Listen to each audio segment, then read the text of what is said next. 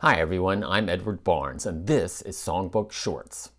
Irving Berlin was one of the most successful songwriters in the history of American music. He composed hundreds of songs, some of them as popular today as when he first wrote them. His achievement was especially remarkable when you consider that Irving Berlin was musically illiterate. He couldn't read or write music, and he could barely play the piano. So how did he do it? How did he write all those songs? Irving Berlin used one of these.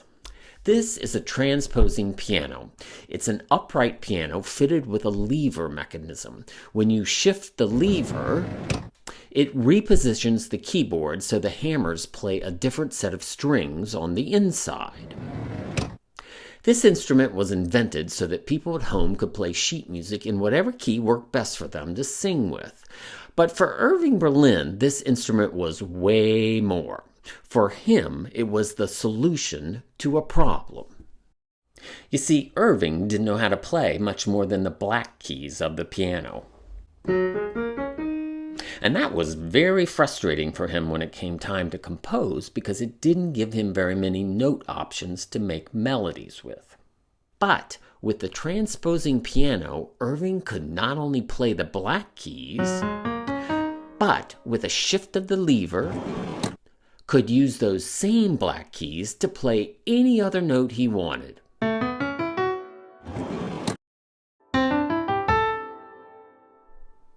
To understand how Irving makes this all work when he composes, take a look at the refrain to his song, Puttin' on the Ritz.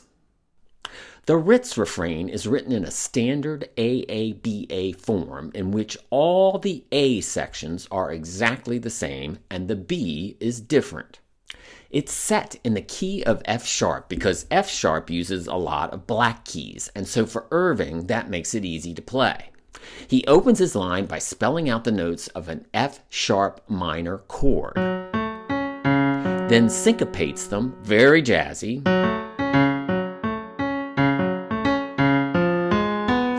capping the line off with a 5-note run back down to his opening F sharp.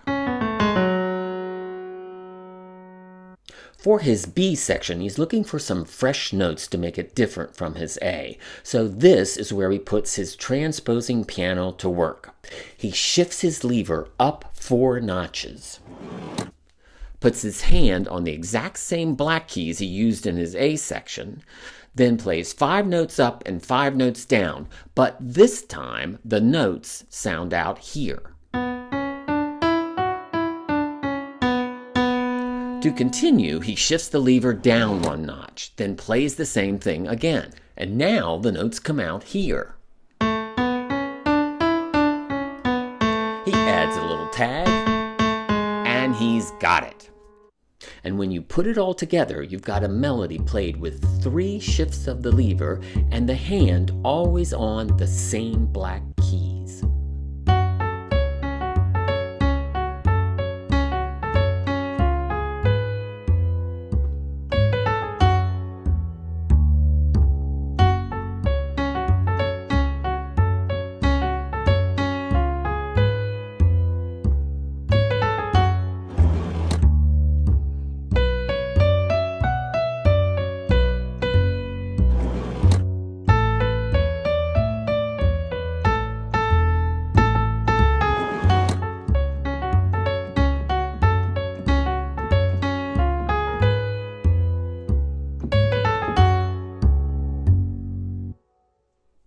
Because he couldn't read or write music, when Irving finished a song, he'd have his musical secretary put notes to paper. Then, when the song was published, he'd do the same thing in reverse. He'd have his musical secretary play it back for him so he could make sure the notes on the page were correct. For Irving Berlin, being musically illiterate may have been a challenge, but it wasn't a liability. He found the tools to not only overcome his situation, but to expand his musical options and tap into his creativity.